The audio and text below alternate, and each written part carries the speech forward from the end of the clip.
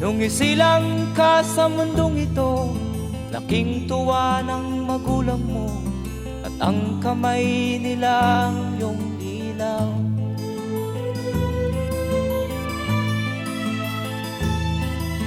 At ang nanay at tatay mo'y di malaman ang gagawin, minamasdan pati pagtulog mo.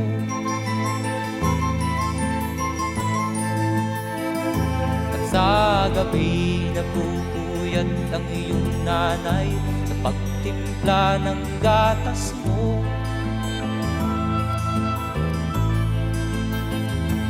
Sa umaga na may kalong ka ng iyong amang tuwang-tuwa sa'yo.